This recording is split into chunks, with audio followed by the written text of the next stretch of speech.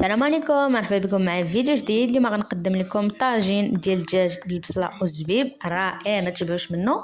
نخليكم مع المكونات والطريقه ديال التحضير. تما عندي الدجاج كما كتلاحظوا مقطع، شويه ديال السمن، شويه ديال الثومه، واحد 3 ديال الدروس، شويه ديال المعدنوس و3 البصلات مقطعين بداك الشكل كما كتلاحظوا. دابا غادي نخلطوا الشرموله ديالنا، كنوضعوا الثومه، المعدنوس والتوابل. عندي تما الخرقوم، سكينجبير، الابزار والملحه، ملعقه صغيره من كل شيء، وواحد نص معلقه ديال السمن. غادي نضيفوا شويه ديال الماء على هاد المكونات هادو، وغادي نخلطوهم مزيان حتى ينسجموا.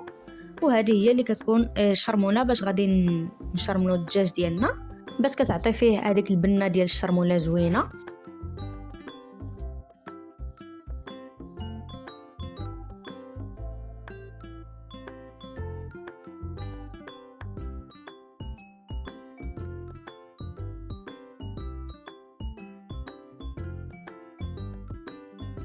دابا غادي نعصروا على داك الدجاج واحد نص حامضه اولا ربع حامضه باش كتعطي فيه داك النكهه زوينه.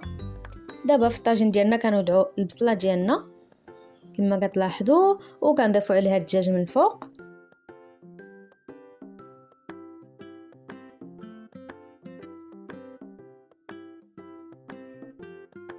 ودابا غادي ندوزو باش نحضروا البصله. عندي 5 ديال البصلات كما كتلاحظوا، كنقطعوهم على داك الشكل، يعني دويورات صغيورين كما لاحظتوا معايا عفوا. وفي هذه اللحظه من الدجاج كيكون شد شويه راسو، كنبداو نقلبوه باش يطيب على الجهه الاخرى.